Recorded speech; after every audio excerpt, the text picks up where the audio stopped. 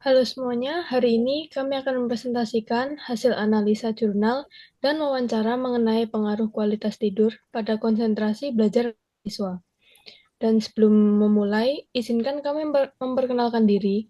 Nama saya Shana Eli Sutrisno dengan NRP 150125062.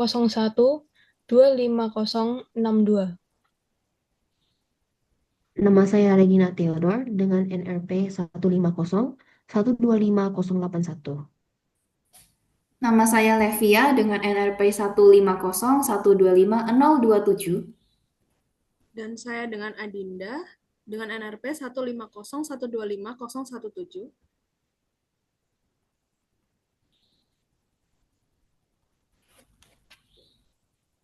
Tidur merupakan faktor penting untuk menjaga kesehatan fisik, mental, dan juga kinerja akademik.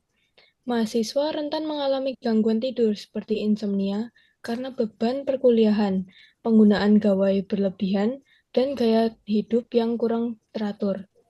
Kualitas tidur yang buruk terbukti bisa menurunkan konsentrasi belajar dan berdampak pada prestasi akademik. Tidur yang cukup dan berkualitas akan membantu memperbaiki sel, menghemat energi, meningkatkan daya tahan tubuh, dan juga memperkuat daya ingat.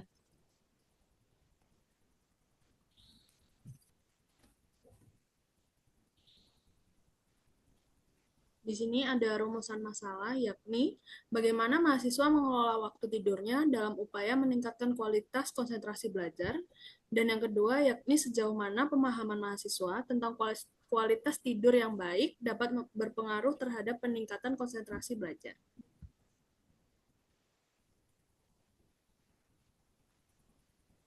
Berikut inilah tujuan dari analisa yang kami lakukan. Yang pertama yaitu menguak fakta terhadap mahasiswa dalam mengelola waktu tidur guna meningkatkan kualitas konsentrasi belajar. Nah, poin ini bertujuan untuk menunjukkan keberadaan nyatanya dari mahasiswa dalam mengelola waktu tidur mereka, serta menunjukkan bagaimana pola tidur ini mempengaruhi eh, kemampuan mereka dalam berkonsentrasi pada saat belajar. Nah, terdapat banyak mahasiswa yang menyepelekan waktu tidur mereka, baik itu karena mereka baik itu karena tugas-tugas mereka yang menumpuk atau kesibukan mereka dengan kegiatan organisasi atau pekerjaan sampingan mereka. Ada juga yang punya kebiasaan untuk bergadang sambil main dengan gadget mereka.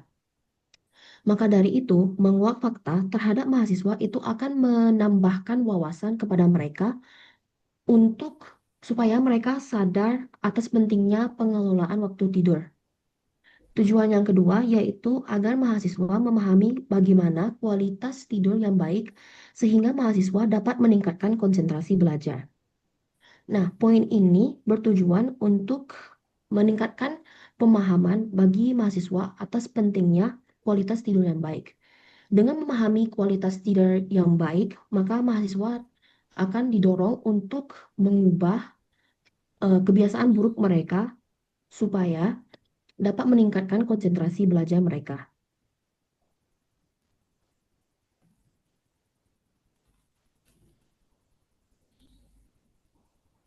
Untuk hasil analisa jurnal, yang pertama yakni tidur sangat penting untuk semua kalangan dan gender.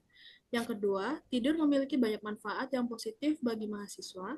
Yang ketiga, durasi tidur ideal 8 jam dan waktu yang dibutuhkan untuk tertidur lelap sekitar 5-30 menit. Dan yang keempat, dampak kurangnya tidur pada mahasiswa insomnia. Dan yang terakhir adalah faktor-faktor yang mempengaruhi kualitas tidur pada mahasiswa, seperti lingkungan sekitar dan kondisi psikologis. Nah, terus metode yang kita gunakan adalah dengan wawancara. Jadi kita total mewawancarai 8 orang dan di sini kita sudah rangkumkan hasilnya.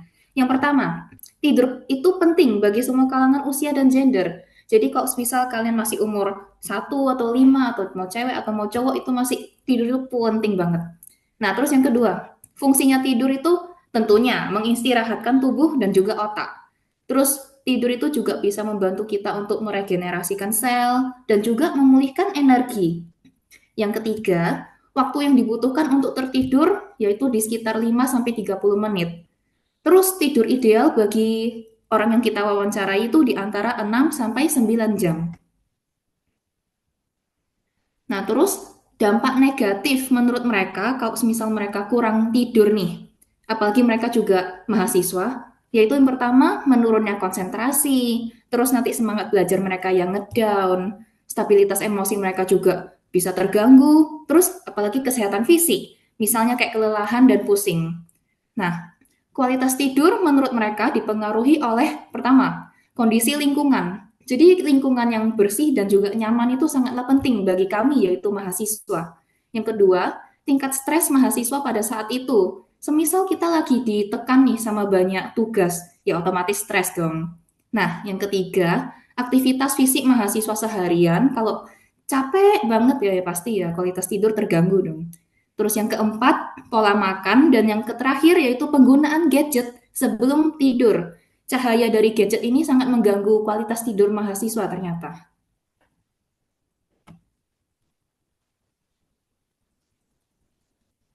Berikut ini daftar pustaka yang tercantum dalam jurnal yang kami analisa.